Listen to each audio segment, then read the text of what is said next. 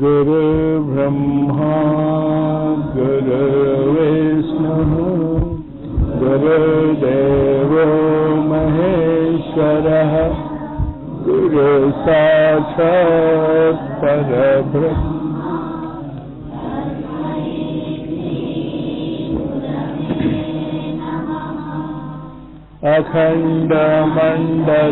अखण्डमण्डलाकारम् व्याप्तं येन चराचरं यत्पदं दर्शितं येन तस्मै श्रीगुरवे नमः। आतु वरदा देवी अक्षरे ब्रह्मवादिनी गायत्रीं छन्दसा माता ब्रह्मयोनिर्नमोऽस्तु ते। ॐ भूर्भुवस्वः तत्सवितुर्वरेण्यं भर्गो देवस्य धीमहि धियो यो न प्रचोदयात्। ॐ भूर्भुवस्वः तत्सवितुर्वरेण्यं भर्गो देवस्य धीमहि धियो यो न प्रचोदयात्। ॐ भूर्भुवस्वः तत्सवितुर्वरेण्यं भर्गो देवस्य धीमहि धियो यो न प्रचोदयात्।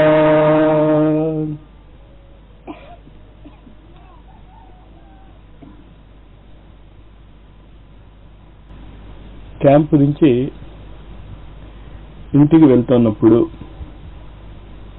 కొన్ని విషయాలు మనం మళ్ళా పునరావలోకనం చేసుకుని అసలు మనం చేస్తున్నది ఏమిటి అర్థం చేసుకుందాం. మనది ఒక ఆధ్యాత్మిక సంస్థ కాదు. మొదట మీరు అది చాలా బాగా మనసులో పెట్టేసుకోండి. అది మీకు వచ్చేటటువంటి అనేక అనుమానాలు కానీ అనేక సందేహాలు కానీ ఎందుకు వస్తాయంటే మీరు మిగతా ఆశ్రమాలతో దీన్ని పోల్చుకుంటున్నారు. మిగతా ఆశ్రమాలకి దీనికి ఏ విధమైనటువంటి సంబంధము లేదు. ఇది ఒక ప్రకృతిలో జరిగేటటువంటి విషయాలను మీకు తెలియజేయటానికి ఏర్పరచబడినటువంటి, అందరికీ సానుకూలంగా ఉండటానికి, కలుసుకోవటానికి వీలుగా ఉండేటటువంటి స్థలం మాత్రమే. అది చాలా జాగ్రత్తగా అర్థం చేసుకోండి. ఇది ఒక దేవాలయము కాదు, ఇది ఒక ఆధ్యాత్మిక సంస్థ కూడా కాదు. ప్రకృతిలోని శక్తులు ఏ విధంగా ఒక ల్యాబొరేటరీలో అనుసంధానం చేసి రీసెర్చ్ చేసిన తర్వాత దాన్ని ఎక్కడ ఉపయోగిస్తాం? మనం బయట జగత్తులో ఉపయోగిస్తాం. మానవ జాతికి ఉపయోగపడాలి. అది ఒక ఏసీ ఎవరైనా తయారు చేసినా, ఒక టేప్ రికార్డర్ ఎవరైనా తయారు చేసినా, ఒక ట్యూబ్ లైట్ ఎవరైనా తయారు చేసినా అది ఎంతమందికి వెలిగిస్తోంది? Tube light. ఒక ఫ్యాన్ ఎంతమందికి గాలిస్తోంది? మన జీవితాలు అలా మారాలి, అది మన ఉద్దేశం. మన జీవితాలు ఎలా మారాలి అంటే మనం ముందు జీవించటం నేర్చుకోవాలి. మనం జీవించటం లేదు, జీవింపబడుతున్నాం. పక్క వాళ్ళు మన గురించి ఏమనుకుంటారో, నాన్న ఏమంటాడో, పెళ్ళాం ఏమంటుందో, చెల్లెలు ఏమంటుందో, విపరీతమైనటువంటి భయాలు మనకి. ఎందుకు భయం? అలా పెంచబడ్డాం మనం. సమాజం ఏమంటుందో. ముందు అదే అర్థం చేసుకోండి. ఫస్ట్ స్టెప్ అది. దైవీ సంపత్తిలో మొట్టమొదట మీరు నేర్చుకోవాల్సిన విషయం ఏంటి అంటే అభయం. నా 8వ ఏట అప్పుడే స్కూల్లో అడుగుపెట్టాను నేను మొట్టమొదటిసారిగా. పొద్దున్న 10 గంటలకి స్కూలు, సెంట్రల్ హిందూ స్కూలు, నడిచి వెళ్ళాలి. పొద్దున్న 4 గంటలకే లేచిపోయి నడిచి వెళ్ళాను నేను. 6 గంటలకి కాలేజీలో స్కూల్ ఆవరణలో ఉన్నా. స్కూల్ ఎన్ని గంటలకి అంటే 10 గంటలకి. ఇప్పటికీ మా స్నేహితులకి నాతో ప్రయాణం చేయటువంటి ఇబ్బందే పాపం. 1 గంట ముందు రైల్వే స్టేషన్లో ఉండాలంటాను నేను. భయం. ఎందుకు ఆ భయం అనేది మనం అర్థం చేసుకోవాలి. అర్థం చేసుకుంటే ఆ భయం ఉండదేమో. దైవీ సంపత్తిలో 16 అధ్యాయాల్లో భగవద్గీతలో శ్రీకృష్ణుడు మొట్టమొదటి చెప్పినటువంటి లక్షణమే అది, అభయం. మొదట అది నేర్చుకోండి మీరు. ఆ పండితుడు ఏమంటాడో, ఈ శాస్త్రజ్ఞుడు ఏమంటాడో, మనం ఇలా చేస్తున్నాం, ఇలా ఉచ్చారణ చేస్తున్నాం, ఈ ఉచ్చారణ రైటో కాదో మీకు అనవసరం. అదంతాను మీరు చేస్తున్నది రైటే అనేటటువంటి ధైర్యం కావాలి ముందు, మీకు సాహసం కావాలి. ఎప్పుడు వస్తుంది ఆ సాహసం?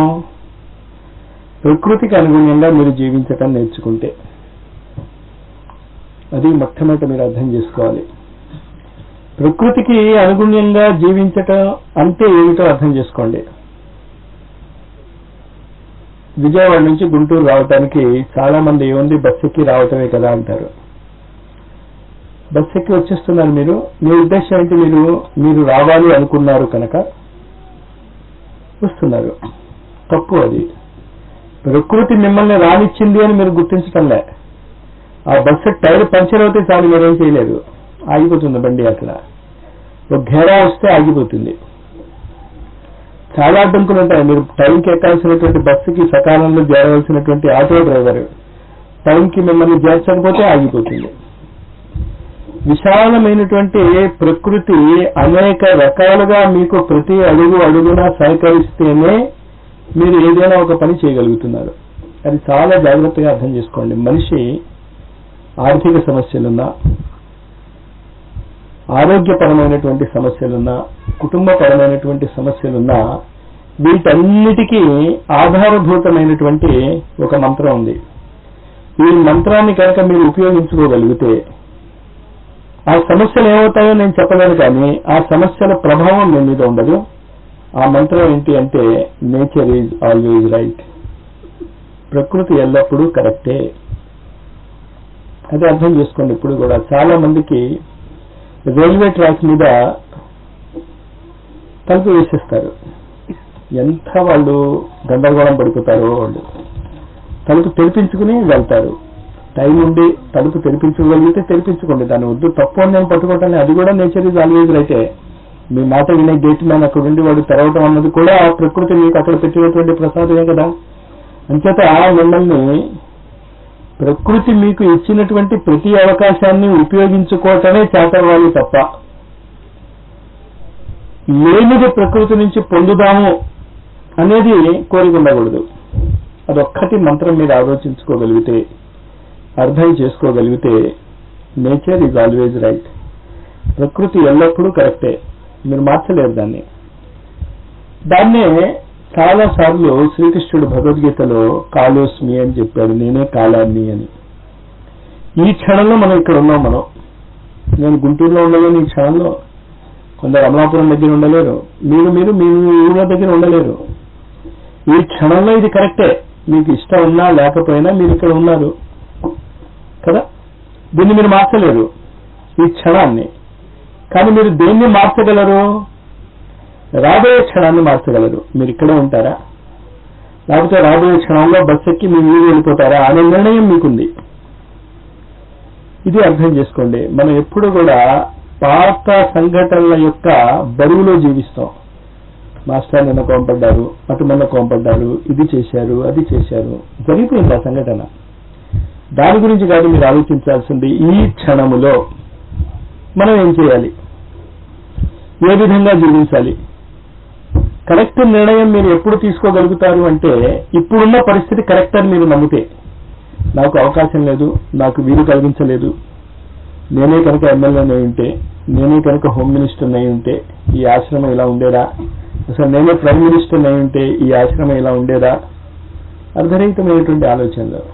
ఇప్పుడు ఉన్నది ఉన్నట్టు స్వీకరిద్దాం. మనం స్వీకరించిన తర్వాత ఏం చేయాలి? మనం దీన్ని మార్చుకోవడానికి ట్రై చేయాలి. దీన్ని మార్చుకోవడానికి ట్రై చేయటం అంటే ఆశ్రమాన్ని కాదు మార్చటం, మీ ఆలోచన విధానం ముందు మారాలి. రిపీటెడ్ గా చెప్తున్న విషయం నేనది. మీరు మారండి. మీరు మారితే పరిస్థితులు మారుతాయి. పరిస్థితులు మారవు. పరిస్థితులను మార్చగలిగేటటువంటి శక్తి మీకు ఉంది. ఆలోచన శక్తి, సంకల్ప శక్తి. పరిస్థితుల్ని మార్చడానికి కావలసినటువంటి ఆ సంకల్ప శక్తిని ఏ విధంగా అయినా మార్చేసుకోవచ్చా? ఖచ్చితంగా ఏ విధంగా అయినా మార్చేసుకోవచ్చు. కానీ టైం పడుతుంది. మీరు అడిగిన దాన్ని బట్టి, మీ సంస్కారాలను బట్టి, మీకు ఇదివరకు ఉన్నటువంటి బ్యాక్గ్రౌండ్ని బట్టి. ఇప్పుడు నేను సంగీతజ్ఞుని అయిపోవాలి అంటే అవలేను. నేను ఈ జన్మలో కొన్ని జన్మల వరకు నేను సంగీతజ్ఞుని అవటానికి నా జీవితాన్ని వెచ్చిస్తాను అని నిర్ణయించుకుంటే ఖచ్చితంగా ఏదో ఒక జీవితంలో నేను సంగీతజ్ఞుని అవుతాను. ఈ ఉదాహరణ చాలా జాగ్రత్తగా అర్థం చేసుకోండి. మన భారత జాతి మీ యొక్క ప్రతి కోరిక తీరుతుంది అని గ్యారంటీ ఇస్తుంది. కాలం నిర్ణయించదు. కాలం మీరు నిర్ణయించుకుంటారు. మీ ఆవేదన, మీ యొక్క పరిశ్రమ బట్టి కాలం తగ్గుతూ ఉంటుంది, పెరుగుతూ ఉంటుంది. ఇక్కడ మనం చేస్తున్నది మీరు చాలా జాగ్రత్తగా అర్థం చేసుకుని దానికి తగినట్టు మీ ఆచారాలను పెట్టుకోండి. ఎవరైనా పేరు పెట్టారు ఇక్కడ? సకల సమర్థ సద్గురు వాణి విశ్వవిద్యాలయం అని. ఆ పేరు పెట్టడానికి ఒక కారణం ఉంది. చెప్పాను కదా, నాకు గురువుల సంఖ్య చాలా ఉంది. నాకు ఏ గురువు చెప్పిన సాధనని పరిపూర్ణతకి తీసుకువెళ్లకుండా ఉండలేదు. వాళ్ళు చెప్పిన ప్రతి సాధన వాళ్ళు ఎలా చేయమని చెప్పారో అక్షరాల తూచా తప్పకుండా అలాగే చేశాను. వాళ్ళు ఏ విధమైనటువంటి ఫలితాలు ఇస్తుందో అంతకంటే కొన్ని చోట్ల ఎక్కువ ఫలితాలు వచ్చాయి. వాళ్ళకే ఆశ్చర్యం వేసింది, ఇలాంటి ఫలితాలు ఈ సాధనలో వస్తాయని మేము అనుకోలేదు రామకృష్ణ అని కూడా చాలాసార్లు చెప్పారు వాళ్ళు. కానీ నా బాధ ఏంటంటే వీళ్ళందరూ కూడా నన్ను తప్పుతో పట్టించారు. చాలా కష్టపడాల్సి వచ్చింది ఆ దారి నుంచి బయటపడటానికి. ఆ దారి నుంచి బయటపడటానికి కారకుడైనటువంటి వ్యక్తినే నా గురువుగా నేను స్వీకరించాను, శ్రీరామ శర్మ ఆచార్య. ఎక్కడ గురువులందరూ నన్ను తప్పుదోవ పట్టించారు, ఎక్కడ శ్రీరామ శర్మ నన్ను బయట పడేశాడు అంటే గురువులు చెప్పినటువంటి విద్య మాత్రమే స్వీకరించాలి తప్ప మనము గురువుని శరీరాన్ని స్వీకరించకూడదు. మనం చేసేటటువంటి తప్పది. మిగతా అన్ని విద్యలలో మన విద్యను స్వీకరిస్తున్నాం, గురువుని స్వీకరించావా? మీకు ఇంగ్లీష్ వచ్చు, తెలుగు వచ్చు. ఎలిమెంటరీ స్కూల్ దగ్గర నుంచి ఎంఎస్సీ లెవెల్ వరకు ఎంతమంది గురువులు మీకు పాఠాలు చెప్పారో. చాలా మంది గురువుల యొక్క పేర్లు కూడా మీకు తెలియదేమో. ఎలిమెంటరీ స్కూల్లో వాళ్ళు మీకు బాగా నచ్చిన వాళ్ళు ఎవరో ఉంటే తప్ప వాళ్ళ పేర్లు గుర్తుంటాయి. ఈనాడు వాళ్ళ స్వరూపాలు ఎలా ఉన్నాయో కూడా మీకు తెలియదు. తెలియాల్సిన అవసరం లేదు. ఏంటి అవసరం ఉన్నది? వాళ్ళు చెప్పినటువంటి విద్య మీకు అర్థం అవ్వాలి. కెమిస్ట్రీ చదువుకున్నాను నేను. కెమిస్ట్రీ 5వ క్లాసు 6వ క్లాస్ నుంచి మొదలెడతాం న్యాచురల్ సైన్సెస్ అని. 10th క్లాస్లో చదువుతాం కెమిస్ట్రీ, ఇంటర్మీడియట్లో చదువుతాం కెమిస్ట్రీ, బిఎస్సీలో చదువుతాం కెమిస్ట్రీ, ఎంఎస్సీలో కెమిస్ట్రీలో పిహెచ్డీ డిగ్రీ ఇవ్వడానికి 20 మందో 30 మందో ప్రొఫెసర్స్, రీడర్స్, లెక్చరర్స్ కలిసి ఉంటారు. వీళ్ళెవరూ నాకు గుర్తులేదు. ఇప్పుడు ఎవరో ఒకళ్ళిద్దరు నా మనస్సును బాధ పెట్టిన గురువులైనా గుర్తుండి ఉంటారు కెమిస్ట్రీలో. లేకపోతే నాకు చాలా దగ్గరగా వచ్చి వాళ్ళ జ్ఞానాన్ని నేను అర్థం చేసుకుని నా జీవితాన్ని వాళ్ళలాగా మలుచుకోగలగాలి అని ప్రేరణ ఇచ్చినటువంటి గురువులు నాకు గుర్తున్నారు. మిగతా వాళ్ళు గుర్తుండరు. కానీ 5వ క్లాసు 6వ క్లాసు నుంచి నేను చదువుకుంటూ వచ్చినటువంటి కెమిస్ట్రీ సబ్జెక్ట్ ఉందే, అది మర్చిపోలేను నేను. అది గుర్తుంచుకోవాలి. కానీ ఈనాటి సమాజంలో ఒక గురువు ఉంటే రెండో గురువు ఉండకూడదు, ఒక మంత్రం ఉంటే రెండో మంత్రం ఉండకూడదు. ఎంత ప్రమాదకరమైనటువంటి ఆ ధోరణి ఉందో ఆ ధోరణి నుంచి ముందు మీరు బయటపడగలాలి, ఇతరులను బయటపడవేయాలి. ఇంచేత భుక్తికి పనికొచ్చేటటువంటి అపరా విద్య, ఈ కెమిస్ట్రీలు, ఫిజిక్స్లు, వీటన్నిటిని మన యోగ భాషలో, వేదాంత భాషలో అపరా విద్య అంటాం. దీన్ని నేర్చుకోవటానికి మీకు ఎంతమంది గురువులు కావాల్సి వస్తుంది? మీరు రఫ్గా లెక్క చూడండి. కనీసం 30-40 మంది గురువులు ఉంటే గానీ మీకు డిగ్రీ రాదు. ఏంటి అక్కడ మళ్ళా మీ కొలీగ్ ఎవడైనా సహపాఠి కొన్ని మీ డౌట్స్ తీర్చుండవచ్చు, మీ నాన్న కొన్ని డౌట్స్ తీర్చుండవచ్చు, మీ తల్లి కొన్ని డౌట్స్ తీర్చుండవచ్చు.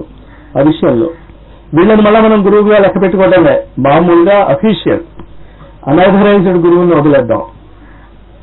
వాటికే మీకు 20-30 మంది గురువులు కావాల్సి వస్తే సంపూర్ణ జగత్తుని అర్థం చేసుకోవటానికి పనికొచ్చేటటువంటి ఆధ్యాత్మ విద్య, అది ఒక జన్మలో మీరు పొందలేరు. జన్మజన్మల సంస్కారాన్ని బట్టి ఒక జన్మ తర్వాత ఒక జన్మ, ఒక జన్మ తర్వాత ఒక జన్మ. లలితా సహస్రనామం చాలా స్పష్టంగా చెప్తుంది. అది చరణే జన్మని తథా, చివరి జన్మలో ఈ శ్రీ విద్య మీకు అర్థం అవుతుంది. ఇప్పుడు నేను చెప్తున్నటువంటి విద్యని కంప్లీట్ గా మీరు అర్థం చేసుకోదలుచుకుంటే శ్రీ విద్య అని పేరు పెడతాం, చివరిలో పేరు పెడతాం దానికి. ఇంకేతంటే ఇప్పుడు శ్రీ విద్య అని నేను చెప్తే ప్రచారంలో ఉన్నటువంటి శ్రీ విద్యకి ఇప్పుడున్నటువంటి శ్రీ విద్యకి లింక్ లేదు. విద్య అదే, సబ్జెక్ట్ అదే, పదాలు అవే, అవగాహనలు అవే. కానీ ఇప్పుడు ప్రచారంలో ఉన్నటువంటి శ్రీ విద్య మీకు ఉపయోగపడనటువంటి శ్రీ విద్య. నేను చెప్తున్నటువంటి శ్రీ విద్య నిజంగా మీకు శ్రీని ఇచ్చేటటువంటి విద్య. ఇది ఒక జన్మలో రాదు, అనేక జన్మల్లో వస్తుంది. అందుకే మీతో చెప్తూ ఉంటాను, మాస్టారు మాకు అర్హత ఉందా అని. అర్హత లేకపోతే మీరు రారు. కొందరు ముందు వస్తారు, కొందరు వెనకాతలు వస్తారు. అక్కడ మీరు నిర్ణయం తీసుకుని ఇదేదో మీకు కనుక స్పష్టంగా అర్థం అవుతే ఇంకా టైం వేస్ట్ చేయకుండా ఈ దారిలో పడిపోతారు.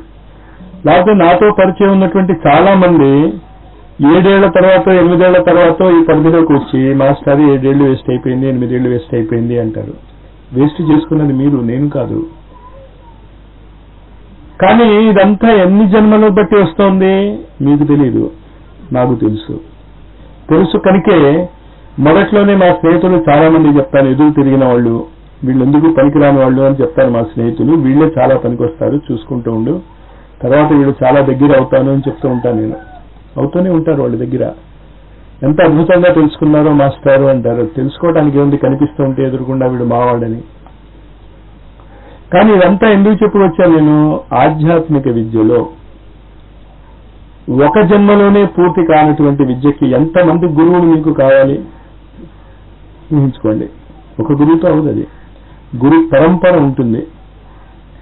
ఆ గురు పరంపర బట్టే మీకు గురువులు లభిస్తూ ఉంటారు బాహ్య జగత్తులో. అది కూడా అర్థం చేసుకోండి. ఎక్కడ ఎప్పుడు ఏ గురువు గురించి మీరు విన్నా, ఏ మహాత్ముడి గురించి విన్నా తప్పనిసరిగా వాళ్ళ దగ్గరికి వెళ్ళండి. వాళ్ళు చెప్తున్నది వినండి, చెప్తున్న దాంట్లో ఉపయోగపడేది తీసుకోండి. వీళ్ళు గొప్ప వాళ్ళు తక్కువ అని విశ్లేషణ చేయకండి. ఏ గురువుని మనం వదలము. ఇంచేత ప్రకృతిలో ఉన్నటువంటి సమస్తమైనటువంటి జ్ఞానాన్ని ఒక గురువు మీకు ప్రసాదించలేడు. ఉపనిషత్తులోనే మీరు చూస్తారు, ఒక ఋషి ఇంకో ఋషి దగ్గరికి పంపిస్తూ ఉంటాడు. శ్రీకృష్ణలోనే మీరు చూశారు కదా, గర్గ్య మహర్షి ఎక్కడికి పంపిస్తాడు? సాందీపం దగ్గరికి పంపిస్తాడు. తనే చెప్పొచ్చుగా. అలాగా ఋషులు పరస్పరము తమ శిష్యుల్ని ఒక చోట నుంచి ఒకటికి పంపించి వాళ్ళ జ్ఞాన సంపద ప్రోధి చేసుకుంటూ శిష్యుడు మళ్ళా తిరిగి వచ్చి ఆ శిష్యుడు తన కొడుకైనా శ్వేతకేతుని అడుగుతాడు, ఉద్దాలక ఋషి, ఏది నేర్చుకుంటే అన్ని నేర్చుకుంటావో ఆ విద్యను నేర్చుకునే వచ్చావా అంటే అర్థం ఏంటి? తండ్రే ఋషి, పెద్ద ఋషి అయినా కూడా తన కొడుకుని ఇంకో చోటకి పంపించాడు. ఇది అర్థం చేసుకోండి. సకల సమర్థ సద్గురు వాణి విశ్వవిద్యాలయం. ఏ గురువు ఏం చెప్పాడో మీరు అర్థం చేసుకోలేకపోవటం వల్ల ఈ గందరగోళం వస్తుంది. ఒకే గురువు ఒకే విషయాన్ని ఒకేలాగా చెప్పాడు. అలాంటిది ప్రకృతిలో ఉన్నటువంటి అనేక శక్తుల గురించి చెప్పటానికి గురువులు ఎన్ని రకాలు చెప్తారు. ఒక్కొక్క గురువు ఒక్కొక్క విషయాన్ని స్ట్రెస్ చేస్తారు. మనకి అవసరమైనటువంటి ఈ దేశకాలానికి అనుకూలంగా ఉన్నటువంటి 12 గ్రూప్స్ ని నేను ఎన్నుకున్నాను.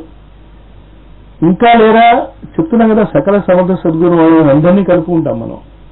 కానీ కలుపుకుని గురువుల యొక్క శరీరాన్ని మనం పట్టుకోము. వాళ్ళు ఏ విద్యనైతే బోధిస్తున్నారో దాన్ని అర్థం చేసుకుని ఆ విద్య మీ సొంతం అవ్వాలి. అది గుర్తుంచుకోండి సాధనా రహస్యం. ఆ విద్య మీ సొంతం అవ్వాలి. ఇప్పుడు కెమిస్ట్రీ ఉంది, కెమిస్ట్రీలో ఏదైనా ప్రాబ్లం వస్తే మళ్ళా నేను కెమిస్ట్రీ పుస్తకం తీయను. మీకు వచ్చినటువంటి ప్రాబ్లమ్ని నా జ్ఞానంతో సాల్వ్ చేస్తాను. ఇంజనీరింగ్ చదివాడు, పాస్ అయ్యాడు, డిగ్రీ తీసుకున్నాడు. డిగ్రీ తీసుకున్న తర్వాత ఇంజనీరింగ్ సమస్య ఏదైనా వస్తే మళ్ళా అతను పుస్తకాల జోలికి వెళ్ళాడు. ఆ ఇంజనీరింగ్ విద్య అతని సొంతం అయిపోయింది కనుక ఆ క్షణంలోనే ఏం చేయాలో నిర్ణయించుకుని చేయవలసింది చేస్తాడు. డాక్టర్ ఉన్నాడు, ఆ డాక్టర్ విద్య తన సొంతం అయిపోయింది కనుక ఏదైనా పని చేస్తూ ఉండొచ్చు అతను. కానీ బాధతో వచ్చినటువంటి ఏదైనా వ్యక్తి వస్తే ఆ వైద్య వృత్తి తనకి సొంతం అయిపోయింది కనుక దాన్ని ఉపయోగించుకుని ఆ క్షణంలోనే ఆ వ్యక్తికి కావలసినటువంటి రిలీఫ్ ఇవ్వగలుగుతాడు. మరి ఆధ్యాత్మిక విద్య మన సొంతం అవుతోందా? అది మీరు ప్రశ్నించుకోవాల్సింది. ఆధ్యాత్మిక విద్య మీకు సొంతం అవ్వాలి అంటే 14 కండిషన్స్ ఉన్నాయి. ఏమిటా 14 కండిషన్స్ గుర్తుంచుకోండి. ఇది గుర్తు ఉంటే మీరు ఎంత ముందుకు వెళ్తున్నారో ప్రతిరోజు మీరే అంచనా వేసుకోవచ్చు. 6 చక్రాలు, 5 కోశాలు, 3 బంధాలు, ఇవే ఉన్నాయి మానవ శరీరాన్ని అర్థం చేసుకోవటానికి. 6, 5, 11, 11 ప్లస్ 3 14. ఈ దిశలో మీరు చేస్తున్నటువంటి సాధన ఎందుకైనా ఉపయోగపడుతోందా?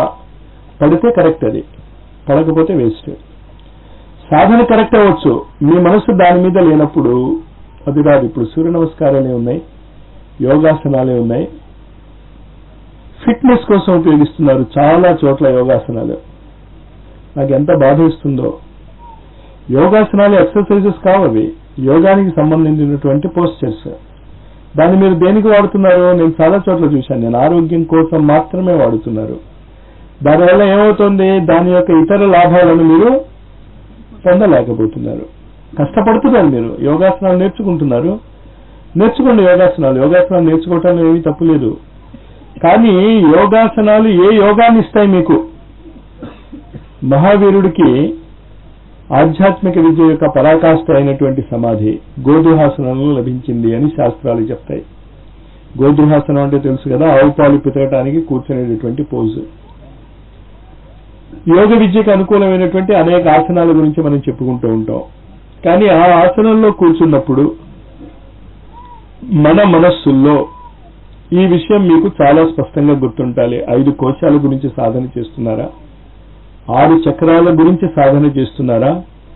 3 గ్రంథులను భేదించడానికి సాధన చేస్తున్నారా? ఇది మీరు మర్చిపోతే మీరు ఏ సాధన చేసినా వేస్టే. ఎందుకు చేస్తున్నారో మీకు తెలీదు.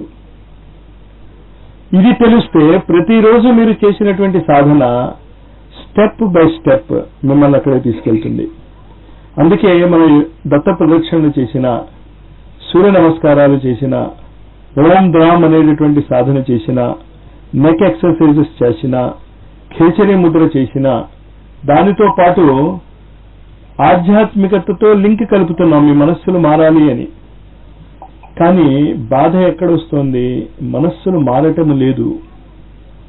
ప్రకృతి మనని ఎక్కడ ఏ విధంగా ఉంచిందో అదే కరెక్ట్ అన్న భావన మీకు రానంత వరకు ఆధ్యాత్మికతలో అడుగు పెట్టలేరు.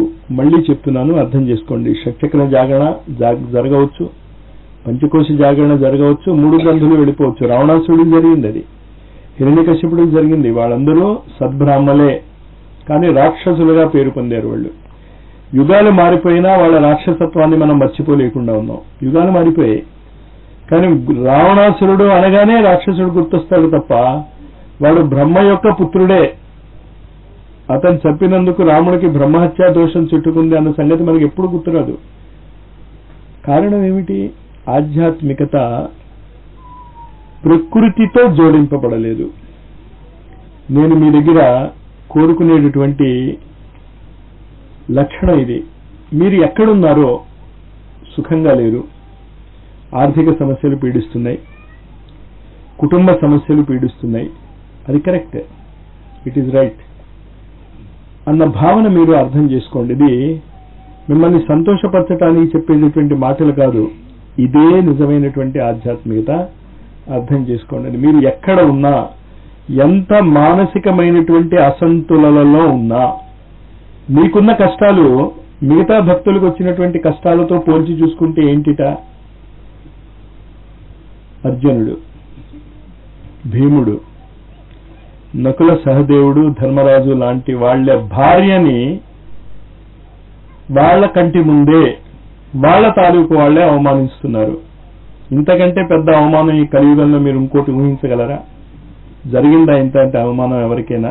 కలియుగం కలియుగం అని ఉత్తినే మనం యుగాన్ని దూషిస్తాం గాని ఊహించండి ఆ అవమానం ఎంతదో. అందులో ఎలాంటి వాళ్ళు ఒక్కొక్కడు చీల్చి చెండాడేయగలడు అందరినీ.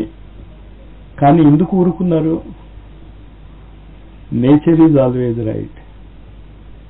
ప్రకృతి కరెక్ట్, ఏమి చేసినా కరెక్టే చేస్తుంది. మీకు అవమానం కావచ్చు, అది మీ అహంకారాన్ని అది తృప్తి పరచటం లేకపోవచ్చు. అది రామాయణ మహాభారతాల్లో మీరు నేర్చుకోవాల్సింది అది. ఆధ్యాత్మికత అంటే శక్తి సంపన్నులు కారా పాండవులు? కనీసం వాళ్ళు ప్రయత్నించవచ్చు కదా ద్రౌపదిని సంరక్షించడానికి. ప్రయత్నించక్కర్లేదు. మీరు నిజంగా ప్రకృతి కరెక్టే అని ఎప్పుడైతే స్వీకరిస్తారో, పరిపూర్ణమైనటువంటి స్వీకరణ ఎక్కడైతే ఉంటుందో అక్కడక్కడ ఆ గురువు యొక్క అనుగ్రహము మిమ్మల్ని ఆ కష్టాన్ని దాటిస్తుంది. కష్టాన్ని తీసివేస్తుందో లేదో అది ప్రకృతిని నిర్ణయించుకోనివ్వండి. అది మనం నేర్చుకోవాలి. Nature is always right. కష్టాలు రానివ్వండి.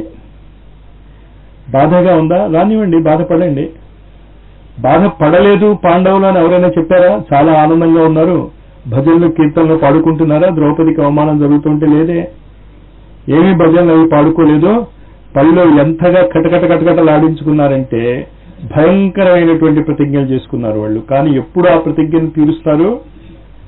ప్రకృతి దానికి అనువైన కాలము ఇచ్చినప్పుడు. ఎన్ని సంవత్సరాల తర్వాత ఇచ్చింది ప్రకృతి తెలుసు కదా మీకు.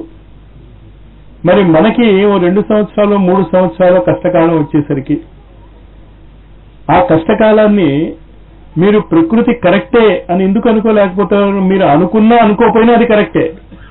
మీరు చేయగలిగింది ఏం లేదు, అది అర్థం చేసుకోండి. అక్కడ ఏమీ చేయలేరు మీరు. అరటి తొక్క మీద ఐన్స్టీన్ కూడా కాలు పెట్టాడు. అమ్మో ఈయన ఐన్స్టీన్ నోబెల్ ప్రైజ్ విన్నరు, కాలు జారకూడదు అని ఏముండదు ప్రకృతిలో. నేచర్, ప్రకృతి.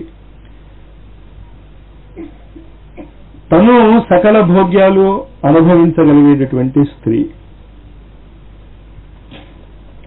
శ్రీకృష్ణుడు లాంటి వాడు ఆమెకి దాసోహం. ద్రౌపదికి తన భక్తి అంత పరాకాష్ట. ఎప్పుడైనా కేఎం మున్షి యొక్క పుస్తకం దొరికితే చదవండి. ద్రౌపది యొక్క క్యారెక్టర్ ఎలా ఉంటుందో మీకు తెలుస్తుంది. అది కేఎం మున్షి రాసినటువంటి కృష్ణావతార. మున్షి మరీ చదవండి. నా జీవితాన్ని పూర్తిగా మార్చివేసినటువంటి సిరీస్ ఇది. మున్షి కృష్ణావతార. 60లో ఆ సీరియల్ పడింది భవన్స్ జనరల్లో. అది చదువుతూ ఉండేవాడిని. ఆ సీరియల్ చాలా మనస్సుకు హత్తుకుంది. అది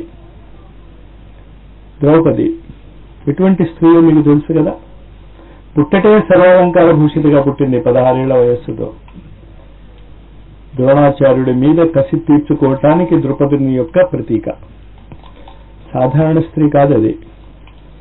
యజ్ఞ కుండలోంచి ఉద్భవించినటువంటి స్త్రీ. చిదగ్ని కుండ సంభూత, దేవకార్య సముద్యత. అటువంటి స్త్రీ సైరేంద్రిగా పనిచేయాల్సి వచ్చింది.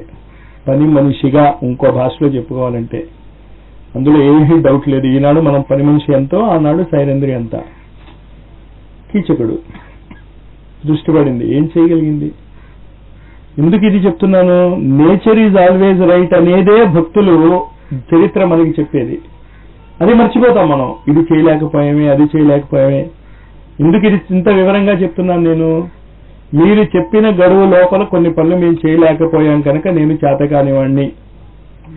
మీరు చేతకాని వాళ్ళు ఎవరో నాకు తెలియదు. నాకు తెలిసిన విద్య ఏంటి అంటే అది రైటే.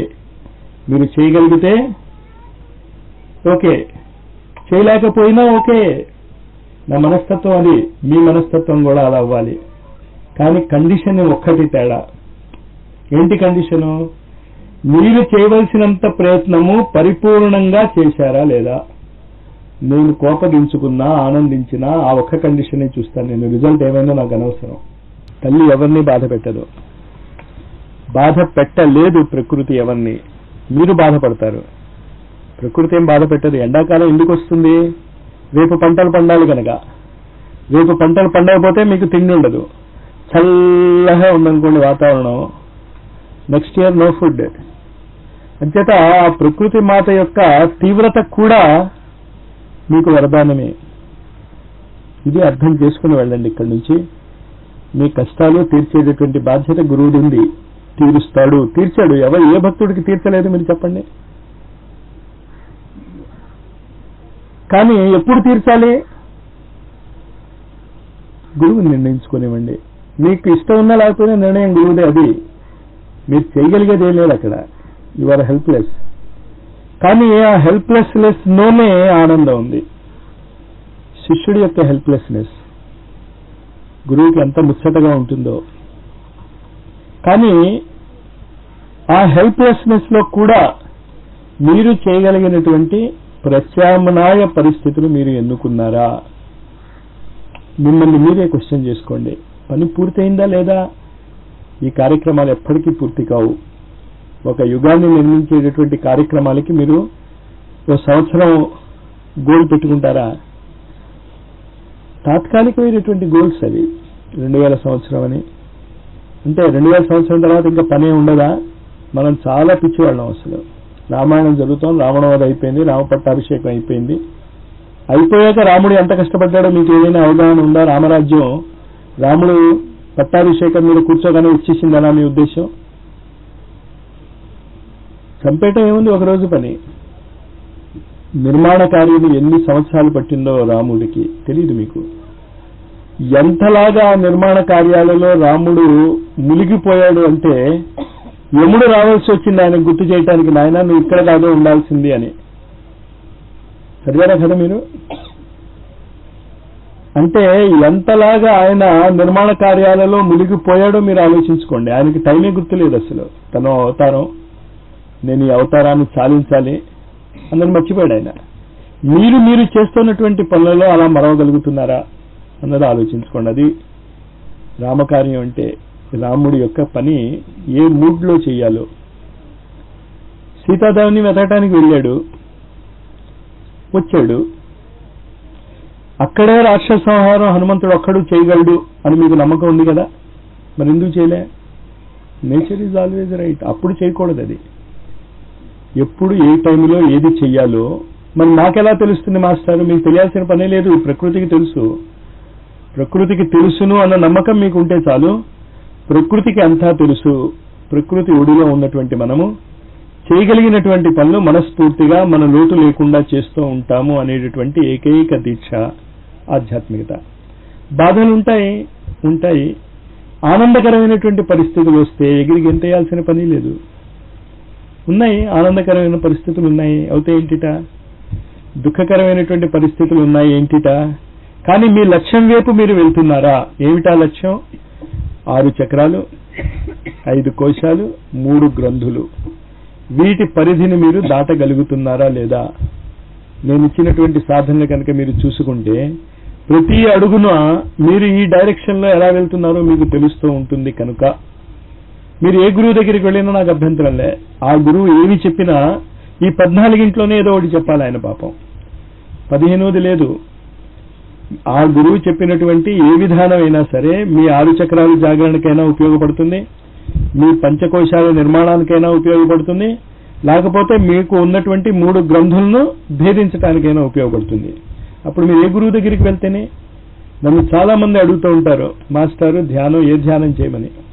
360 రోజులు ఉన్నాయి కదా, 360 రకాల ధ్యానం చేసుకోమని చెప్తాను నేను. ఒకే ధ్యాన పద్ధతి అవలంబించాల్సిన పనిలే. ఇష్టం ఉంటే ఓకే. ఇంచేత ధ్యానము అనేది చేసేది కాదు అని మీకు గుర్తుంచుకోవాలి అని నా ఉద్దేశం. నిద్రపోవాలి, ఇవాళ చాప మీద పడుకుందాం, ఇవాళ కాకువాయిలో పడుకుందాం, ఇసుకలో పడుకుందాం, రేపు ఏసీ రూమ్లో ఏదో హోటల్లో పడుకుంటాం, ఎల్లుండి మామూలుగా మన ఇంట్లో మన మంచం మీద ఫ్యాన్లు దాని కింద పడుకుంటాం. ఎన్ని రకాల పరిస్థితుల్లో పడుకుంటున్నారు మీరు?